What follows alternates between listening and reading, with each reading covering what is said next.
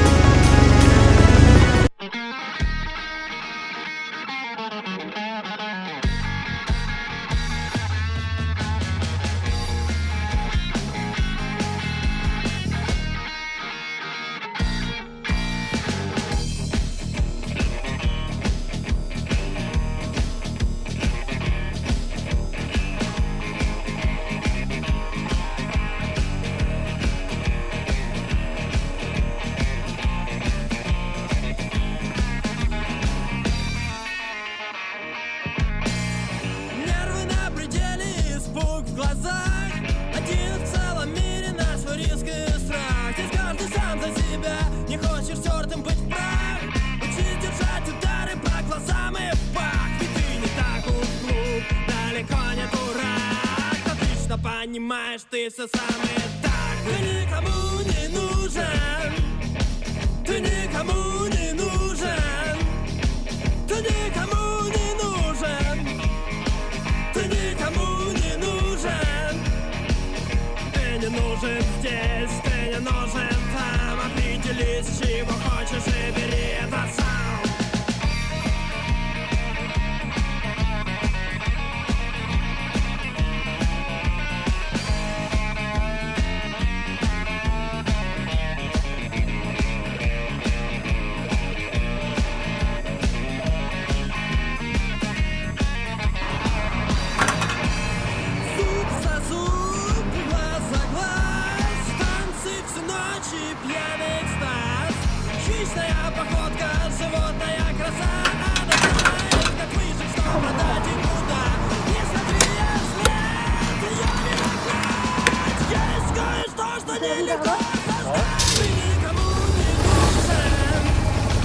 Ты никому не нужен. Ты никому не нужен. Ты никому не нужен. Ты не нужен здесь, ты не нужен там. Определись, чего хочешь и бери это сам.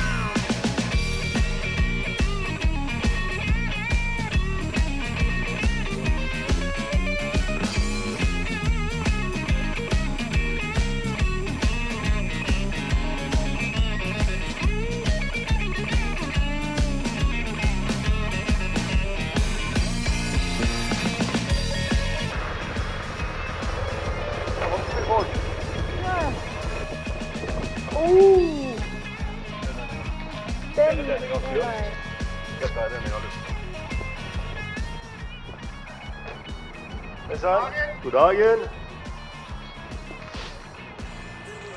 Vil du testkjøre noe, eller? Ja, jeg har nesten bestemt meg for at jeg skal ha noen bobber da. En bobber, ja. Jeg har kjørt det igjen. Ja. Men de er fantastisk gode å kjøre. Med en gang du kommer på bobberen igjen der, så blir du bare på grunn av utseendet. Nå har jo vi på den montert sideforflyttet skilt, satt på sånne båter og byttet speil, og det kan du snu opp med her hvis du vil. Ja, jeg har tykket meg på som er likt. Ja, og da som jeg også sier det, er at det gjør noe med, for det er prinsipielt er det veldig det samme, men det at Vil se sertifikatet? ja, det må jeg jo ha. Vil du kopiere eller noe sånt? Ja, jeg tar bare et bilde av sertifikatet også, så det er ganske greit oppi.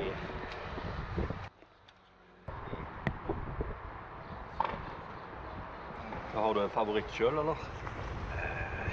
ikke noe sånn spesielt, for det kommer an på mye. Jeg veldig i den der bagger-stilen. Jeg har jo en Victor i selv, prinsipielt veldig lik den for touring da, der, men det jo det at når en fri, så liker jeg jo å kjøre litt langt over det, og mens du ser bobberen jo bare helt rå da, så. Jeg har jo den, så den kan jeg jo kjøre så langt I bare vil. Ja, det jo sånn, det jo ikke begrensninger, vet du, så. Ja. Hei sann. Kommer for nyta? Ja. Det var stille nysgjerrigheten, så. Hvilken gata det du Jeg har den, og så har jeg en Harley Davidson. Så det jo viktig å få prøvd det, for jeg sier det mange sånne, vet du, så har de ikke testet ut inn igjen, men de færre på hageslepp når de har vært ut og testkjørt. De har masse meninger, og så har de ikke prøvd det. Ja, så har de ikke prøvd det, og det jo det som det jo det som himlende gøy, og jeg ser bare trynet på de etterpå de har vært ut og kjørt, så. Og så begynner de her med trimming, det jo veldig, det jo klart at har du kjørt Harley hele greia, så må du jo trimme. Og uansett hvor mye du trimmer, så går det ikke fort allikevel. Så når de har vært ut og kjørt dette her, så snakker de ikke om trimming. Skal vi se adressen din, det Du avgjør med klær da, Veronica. Jeg kjøper ikke hvis jeg ikke kikker. Vær så god. Da har vi kommet opp Ja, jeg vet det, for det jo faktisk en bygende begynnersykkel. Ja, rett og slett. tenninga bak, det der, han så fin og gode bremser og balansert og kjøre lav siddehøyde, ingen vibrasjoner, resting igjen, og alle som har vært å kjøre han, de får jo hageslepp. Tenninga bare bak, og så det jo dødmannsknappen der, og så.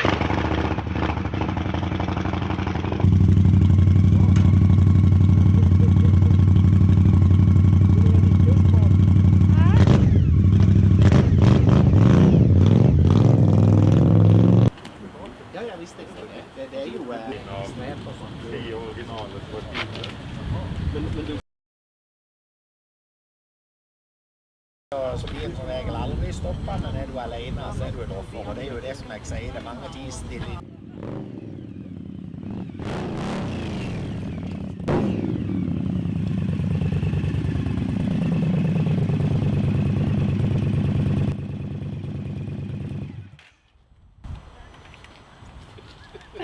Og du ser man fornøyd. Ja, du fornøyd? Prøv å gjette. Hvor du skal ha en.